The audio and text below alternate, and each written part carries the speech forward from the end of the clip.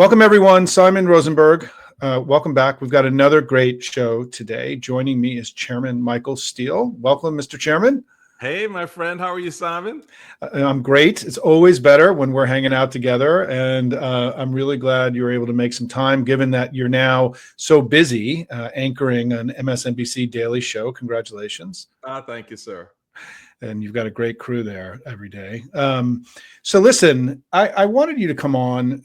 We've been talking for years. I always deeply respect your insights as somebody who was inside the Republican machine, chairman of the Republican Party, because I always feel like you bring great understanding of the politics of their side. And I just wondered, where do you think we are 6-7 months into this Trump, the return of Trump, politically, governing wise? How are we doing? I mean, just would love your assessment of things. Yeah, just a quick top line on that, Simon. And again, it's really good to connect with you as always. I follow your stuff online, and it's just it's so insightful. You're one of the few who actually kind of, I think, had a really good feel for the trend lines, and I think that's an important part of the Republican narrative. Is that what has given them a great deal of advantage? Going back to coming down the escalator, for example, but even more so in the run-up to Trump's second term, has been the ability to sort of mask the trend lines and to deflect away from some of the cultural upheaval, certainly the political upheaval that they were fomenting. A lot of that came into frame with the Project 2025 effort. And during the 24 cycle, a number of us, yourself included, sort of said, hey, time out, folks. Look at, here's the playbook. Look at it. So here we are now living in the playbook from day to day, moment to moment. Watching the deconstruction of the administrative state, the capitulation of institutions that we thought would be the bulwark against sort of an authoritarian seizure of our government, whether it's the lawyers and their law firms, whether it's our newspapers, who would be the truth tellers, if you will. Just by exposing the facts, the who, what, where, when, how, and why of things. And certainly what we see playing out in terms of the lack of any political substance by the Republican Party in the Congress. And to be honest, the fecklessness of a Democratic Party who still hasn't figured out that they're up against an asymmetrical player. That's all led, I think, to this moment where a lot of Americans are frustrated. There's a sense of giving up that, well, this is going to happen. No one's going to stop this. No one can stop this. Along with the Americans who, quite honestly, Simon, are happy with all of this and who see themselves and their anger and frustration reflected in a lot of the stuff that Donald Trump is doing, and they feel vindicated, And so there was a reason why Donald Trump said going into this campaign, I will be your retribution. All right? I'm going to make you feel good about the things that make you feel bad.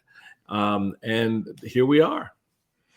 Well, and talk a little bit about, I having been the chairman of the Republican Party, we talk at Hopium about how one of the great tragic events of modern times was the decision of the party of Lincoln in the mid-1960s to not go along with the civil rights movement and to adopt the Southern strategy, which became this strategy to exploit, racial fear in America, to become the party not of racial reconciliation, but the party of racial exploitation, and how the Republican Party has been on this journey over the last 60 years, from the mid-1960s to Willie Horton in 1988 until, everything we're seeing with Trump now, just the decision to remove 10 to 15 million immigrants from the country, this sort of mass deportation.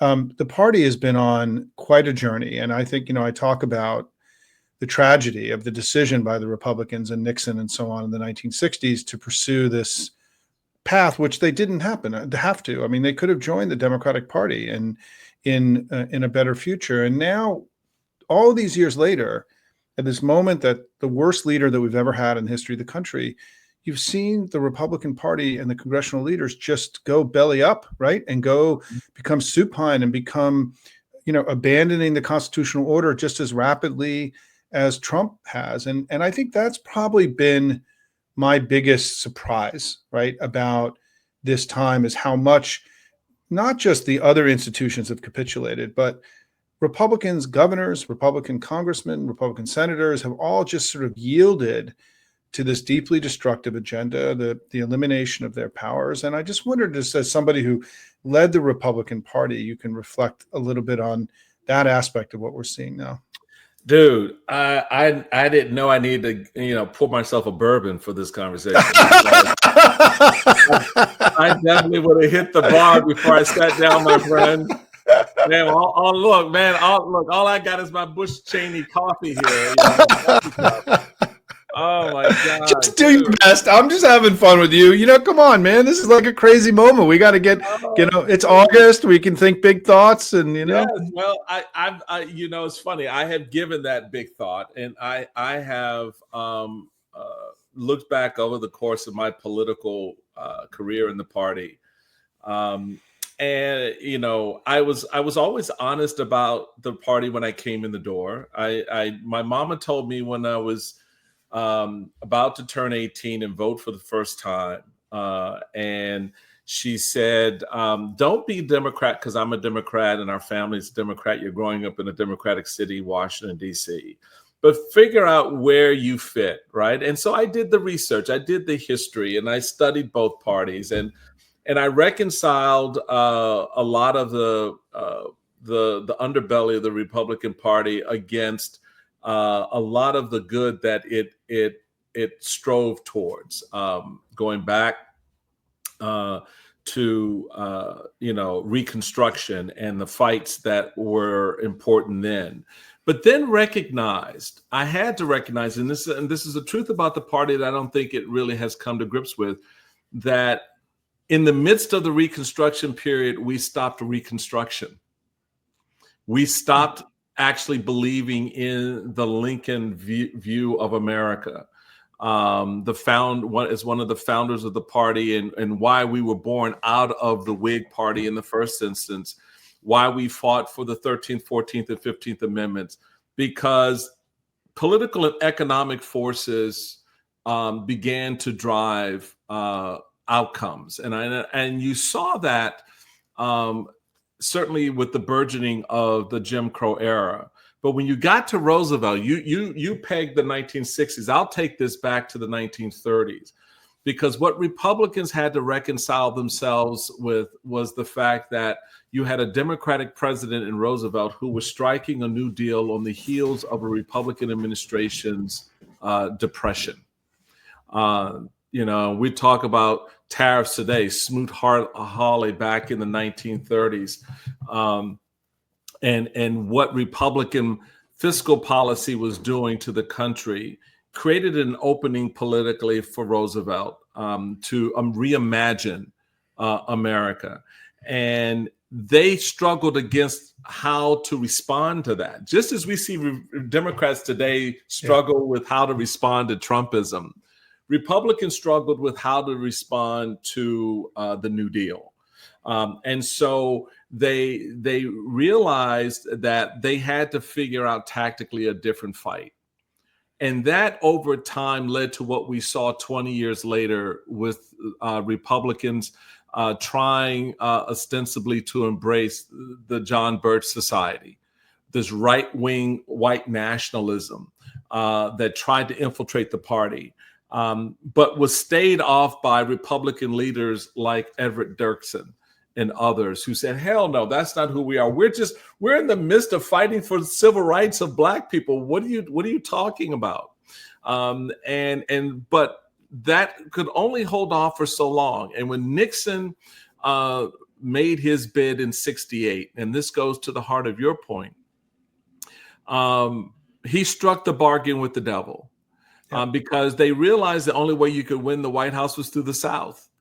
And largely white men had started fleeing the Democratic Party because Johnson completed the dream, if you will, of enshrining civil rights in our laws. And the courts held it constitutional, and it was okay. And so white Southern men decided to leave the party. And Nixon saw those were votes. So he made the deal with the devil, and struck his new deal, if you will, with the Southern strategy. Then you have in the 80s Reagan, who, for me, excuse me, I got a tickle in the nose. Well, this is a good topic to get a tickle in the nose. Right. Reagan, who again struck the other part of the bargain to secure the nomination in 1980s. Because remember, people forget, Republicans didn't like Reagan. He was a West Coast liberal Democrat, New Deal Democrat. They weren't feeling him, but he struck the deal and launched his campaign in Mississippi, in the heart of the Confederacy, in a part of the country where civil rights activists were killed. And so you have this sort of recognition that to grab power and hold on the power, you had to make these kinds of deals, and they were willing to do it. And Trump comes along and he offers just a different deal. And you watched on that stage in 2016 as 15 candidates who were far better qualified, certainly would have been better presidents than Donald Trump, acceded to his deal because the power that was now being fused into a base that was angrier, whiter, and more nationalistic in its tendencies. And here we are. Yeah, and I do want to give, George W. Bush credit, right, in this of this story. I mean, both Reagan, the old Republican Party, the party of Reagan, and the California, Texas Republican Party was very open to immigrants. Reagan, and the embrace of Hispanic voters was central to George Bush's victories in Texas, and then when he ran for president, I helped build the Democratic Party's response to Bush's enormously successful courtship and integration of Hispanics into his political coalition and into his administration too. He had very prominent. So the Bush family, going back, just to make sure people know that this was not a linear journey, right? That I'm describing, right? That Bush was sort of, to some degree, a little bit of an interregnum in all of this, in that he saw the changing demography. The two Bush brothers were governors of Texas and Florida. And a lot of the modern work that we did 20 years ago to build a modern strategy for this changing demography in the country was in response to Bush's success with Hispanic voters, right, and Latino voters in the country. And so, and that's why it's so interesting when you fast forward to Trump, as part of his distancing himself from that part of the party, right, is that he started, when he came down the escalator in 2015, he immediately talked about the Mexican rape, the rapists and the evils of immigrants. And what's so interesting is that the target of the exploitation of racial fear, I call it, which has been so central to the modern Republican Party, has sort of shifted from African Americans to this sort of the new threat, which is the immigrants. And and we're seeing this this is really the heartbeat of Trumpism. It is the energy that animates the rest of Trump's agenda. They're going to hold on to this mass deportation thing, regardless of, the how unpopular it is or how economically damaging it is to the country. And so it is really this issue of the evolution of the Republican Party's, journey on these matters, and the whole country's journey, right, on these matters, is so central to our understanding, I think, of what's happened in American politics over the last, 60 years. And I think the thing that I just want to get you to think about next, I mean, I'm pushing you on this, but would you ever have imagined Lindsey Graham and all these Republicans in Congress sort of rolling over so completely for Trump in the second term? I mean, there was much more opposition to him early on in the Trump #1.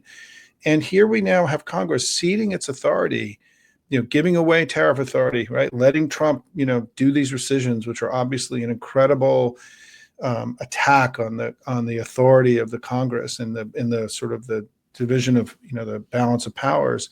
Talk a little bit about that part of today's Republican Party when you look at it.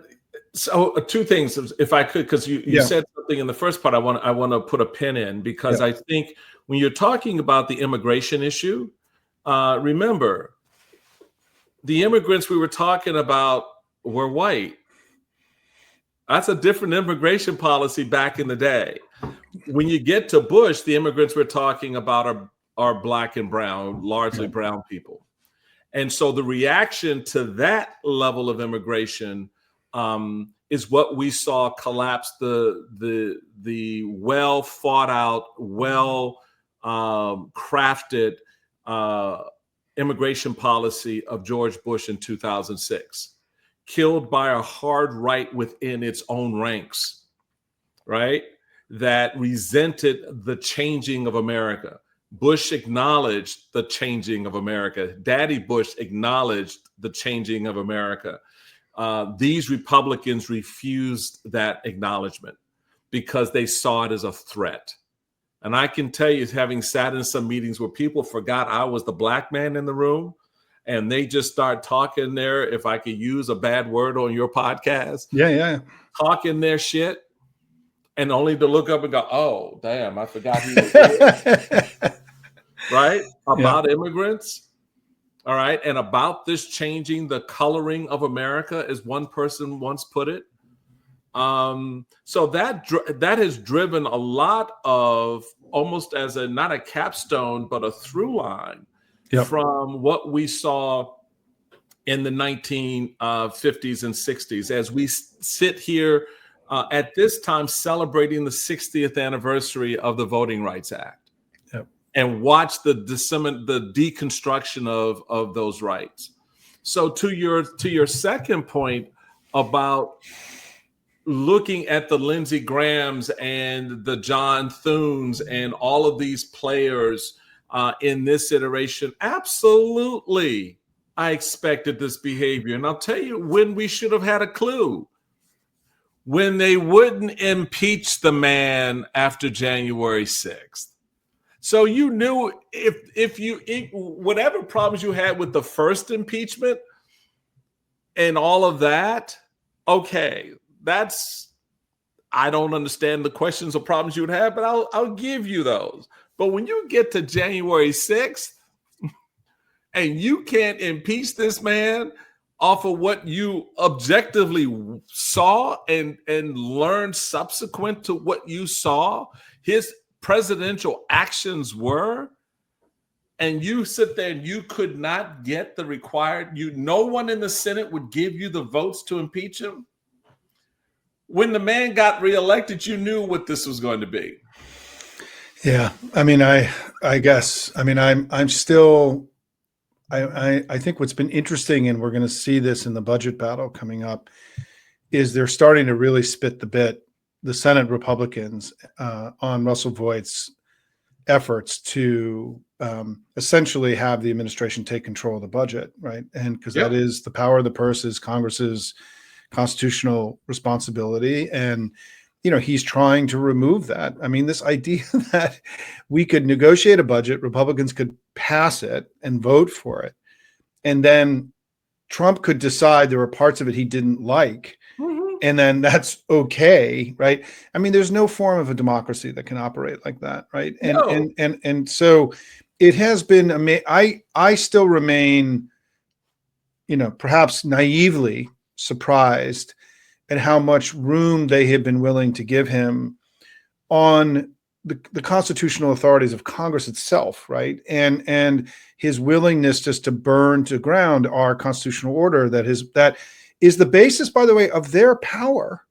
I mean, and what they are willing to do is essentially they're trading their constitutional authorities and power by gaining power through obedience to him, right? Well, By bending the knee to him, right? You just went to where I was going to go. Yeah. Their power is derived not by the Constitution or from the Constitution, it's derived from Trump.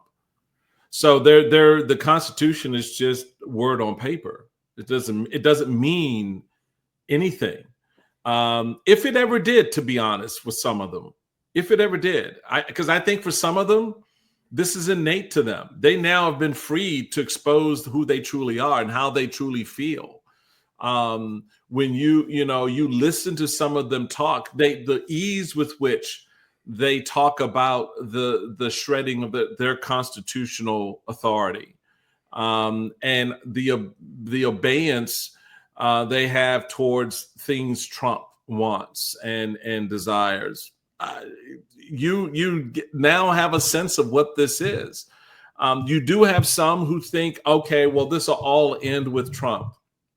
In 2020, it'll all be, we'll start something fresh. I'm like, okay, no, that's not how this is going to play out, because that's not what the end game is for Project 2025, that it just stops in January of 2029. It's not what happens.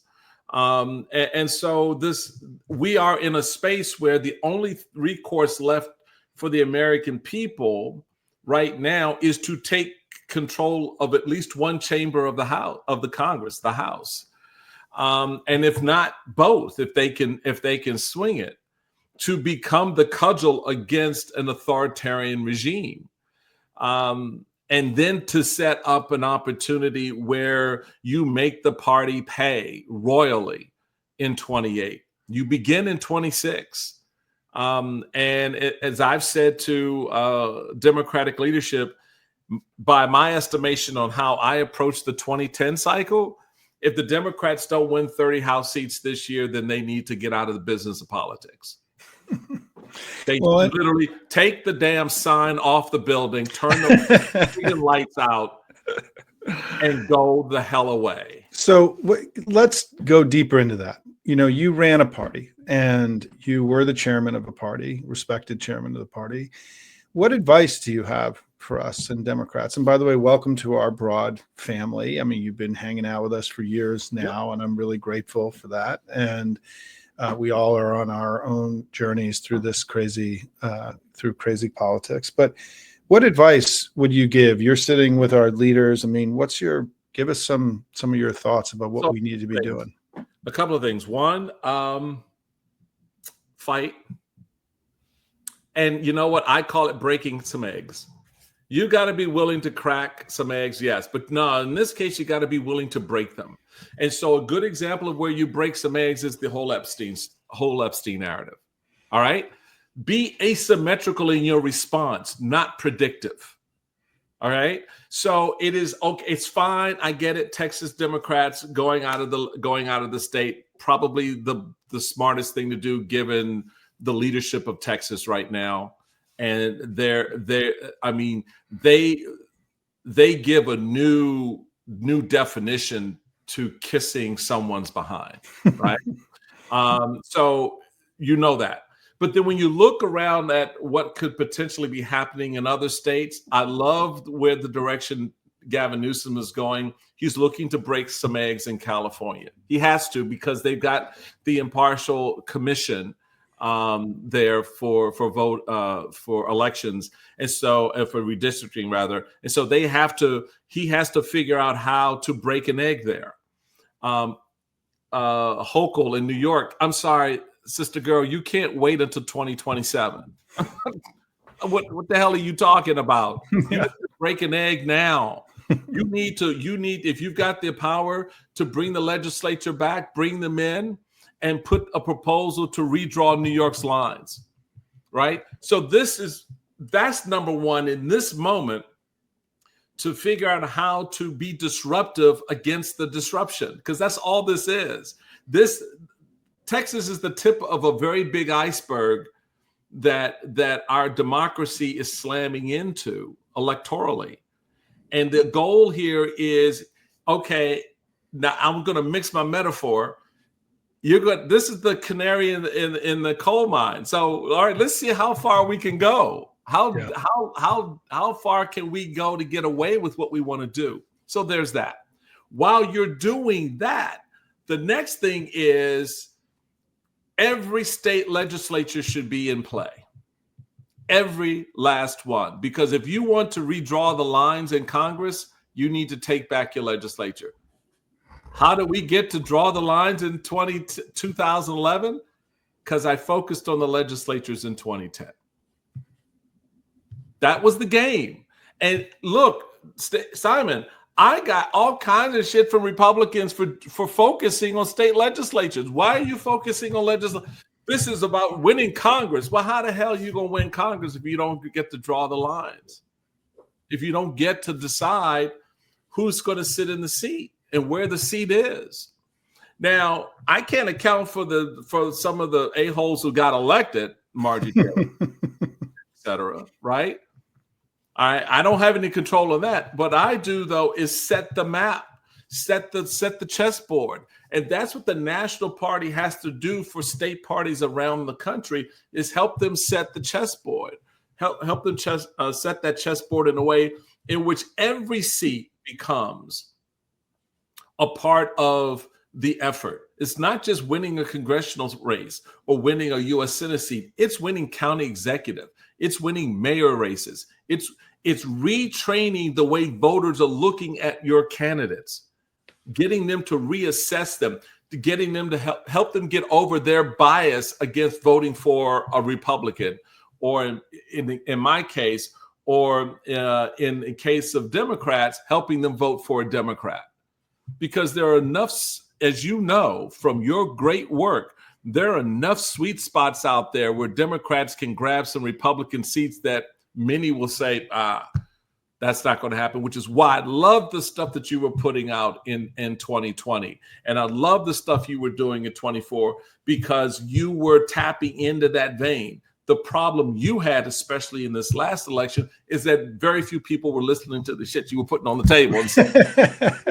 Well, listen, I mean, I want to just drill down on this for a second, because I appreciate what you say, but it's what you're getting at here is this idea of expansion, right? Yeah. I mean, and I'm going to be spending Hopium, and over the next few weeks is going to be spending time sort of diving into this notion of expansion and how do we grow. We're in the minority. We need to learn how to win in more red states and red places in blue states, right? We need to grow and have an expansion mindset. I mean, I was part of the DCCC in 2018. I was the lead outside strategist for the 2018. And one of the things we did, and one of the central things that I did for that committee, is that in the 2016 cycle, we had about 35 targeted races. In 2018, we had 70, and part of it was that I walked through with the team, like, listen, if we're going to try to pick up a lot of seats, there's basic math here, right? Like,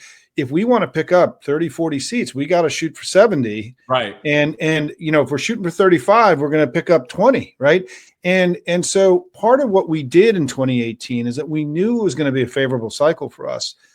But we made investments and organized a strategy that created opportunities for us to go to the upper end of what was possible, if things broke our way.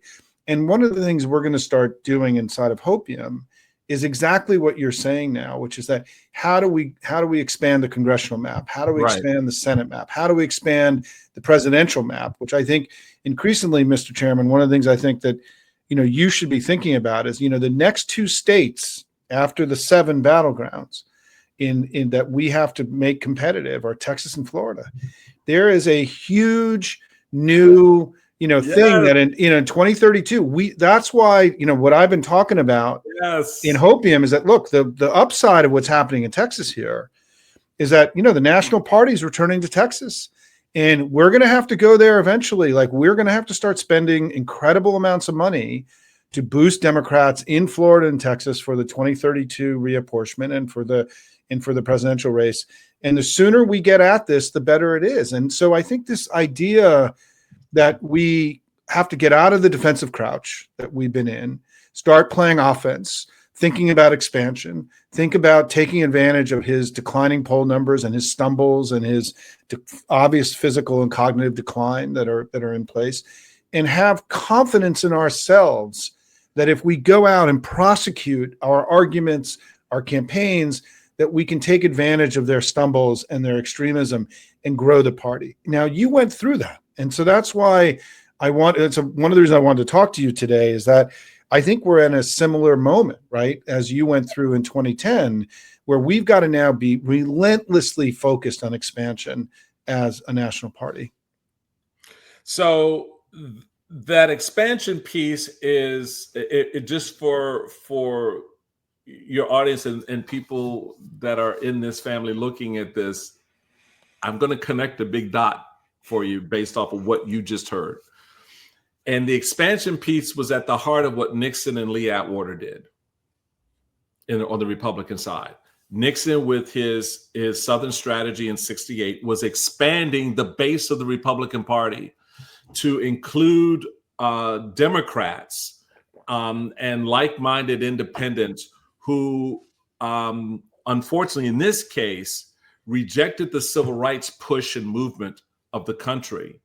Ironically enough, a movement that was supported and raised up by Republicans going all the way back to, the Civil War, right?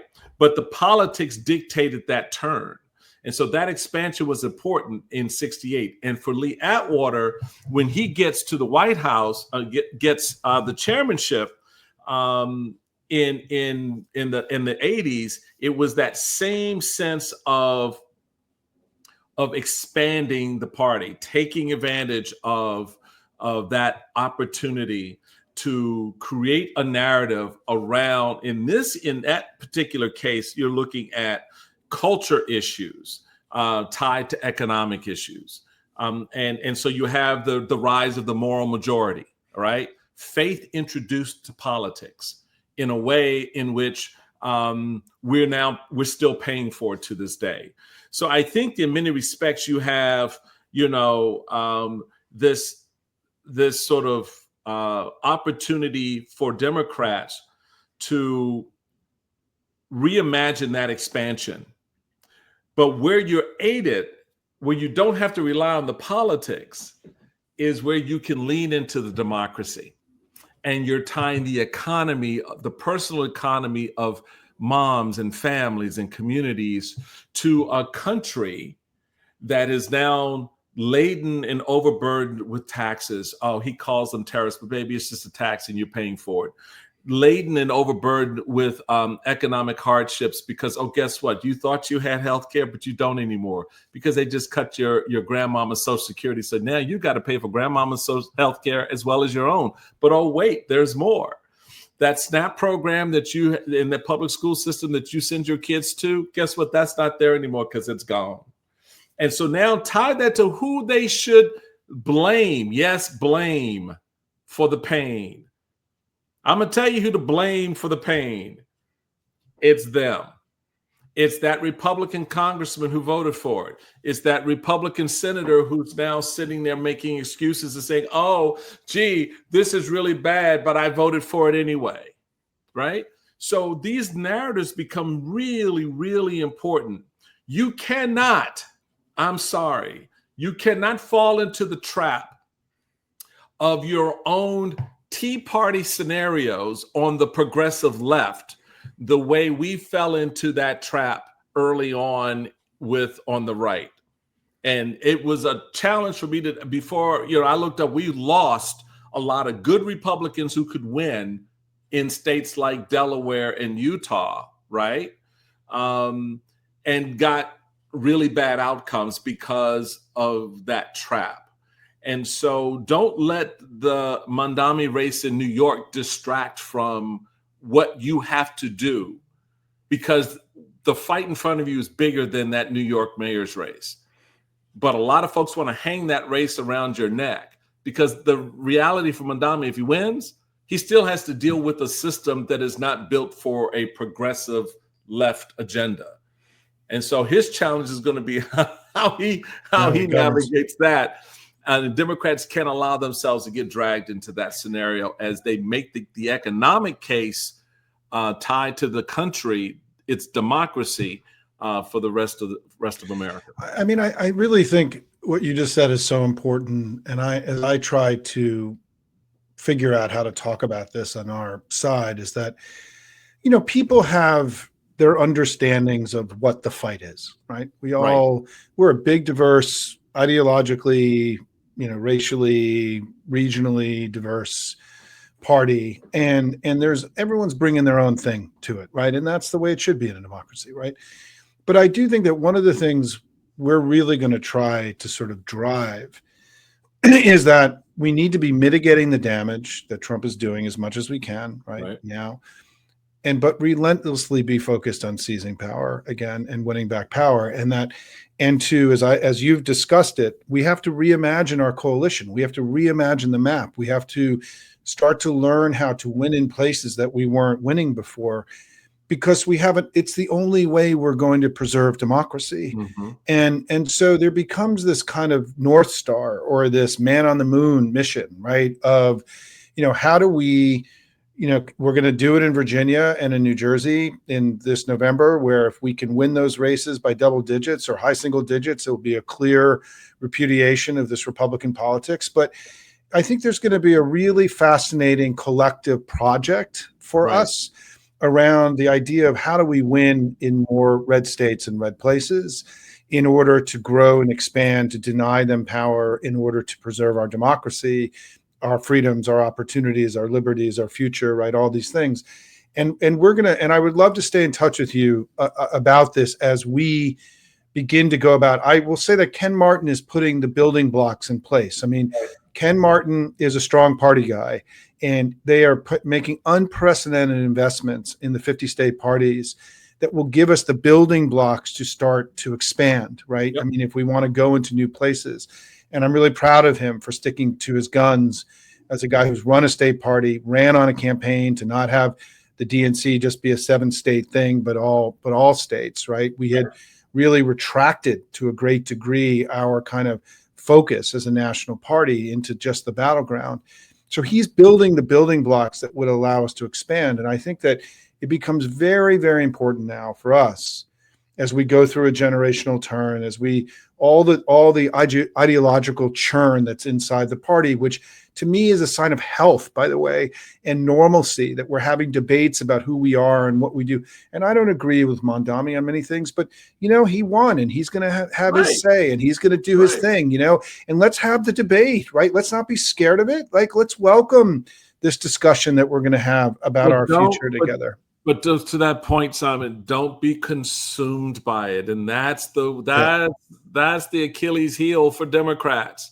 They become consumed by the debate. Meanwhile, Republicans are out there just breaking shit. I mean, they don't care. There is no debate. We are all of one mind.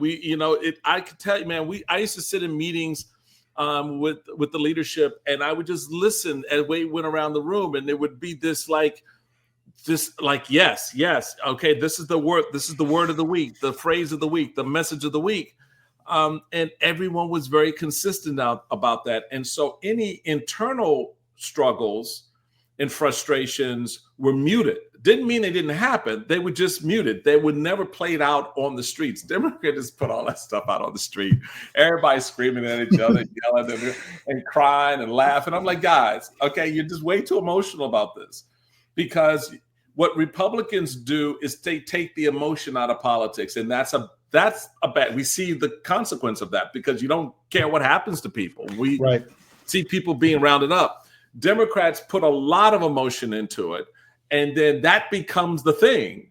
And so the practical application and outcome kind of gets lost in the shuffle. So I think now what it takes is, that's why I say taking that economic narrative, which is a very personal and at times emotional, because you're talking about watching what happens to kids and our seniors, and tying it to a bigger message, a bigger thing about all of us.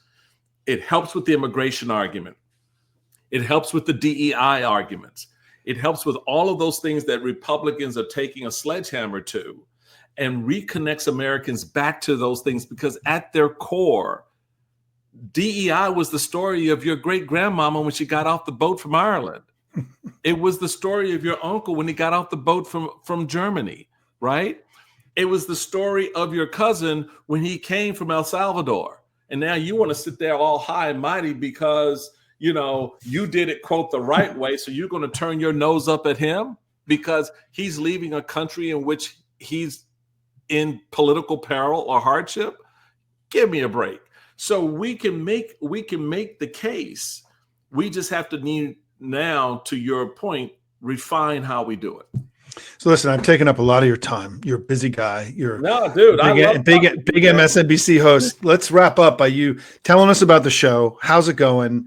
How do people, connect with you every day and stay in touch? Well, so you can find us at the Weeknight MSNBC. We're on weeknights, 7 p.m. Eastern.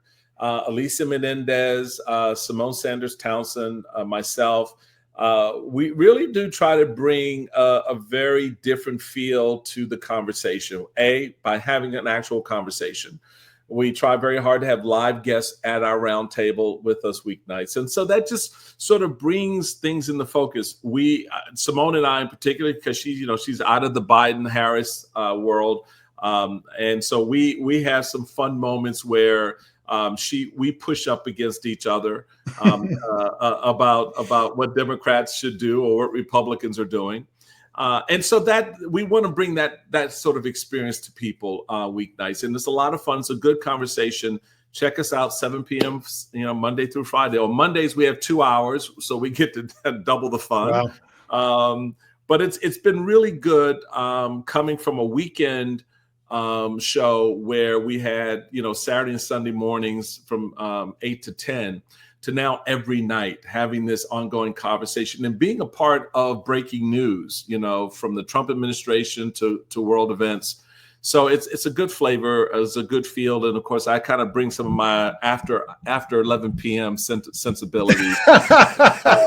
Well, you also have two very sharp co-hosts who are keeping you on your toes. I mean, they are smart and capable, and Alicia is an old friend, and I was on Simone's show a few times, and she was always like, man, she asked great questions. She's super good at this, but you have two great co-hosts. And so congratulations. And thanks for, being in the fight every day. I mean, I think that one of the things that I often say, I do a lot of interviews with Stuart Stevens and he's such a brilliant guy. And I just want to say by closing is that for those of you who are on the other side and are have still chosen to be in the fight, opposing the party that you grew up in, understanding it, the journeys that we've all been on, I just want to say thank you. Because I don't even know if I could have the fortitude and strength and courage, frankly, that those of you who were Republicans who've joined us in this pro-democracy movement, for those of you who have become Democrats, which is not true of everybody, which is fine, right? Because this broad, big pro-democracy tent, you guys continue to show every day enormous courage and patriotism. And I'm just really grateful for it. And so it's one of the reasons I love getting together with you, just like with Stuart. It's funny to tell stories. Stuart sometimes will be talking about responding to ads that I ran in 2004 against him, right? And it's like, I've never had these conversations, right? And the idea that we're all on the same side is incredible. But listen, it's, so I just want to end by just saying, on behalf of all of us, we call ourselves at Hopium proud, plucky patriots. And we want to extend that to you as an honorary Hopium member, certainly a proud, way more than plucky patriot that you are. And so thank you for all that you do, Mr. Chairman. Thank you, my friend. I'm glad to be plucked by you. I really, I appreciate it. I see your leadership in this space as inspired and risk averse. you're not risk averse. I love that. You take the risks that are important to take, and I appreciate that. And I love hanging out with people who are willing to give it their all, like myself. So I appreciate you. Listen, thanks, man. And thanks, Thank you, everybody. Take care, Mr. Chairman. Listen, watch the show. It's really good. He's got two amazing co-hosts who I know well, very smart daily discussion, people from in the business. They do a phenomenal job. It's a great show. And I'm just grateful that the chairman was able to join us today. Thanks, everybody. We're going to be talking a lot about expansion in the next few weeks. So fasten your seatbelt. Take care.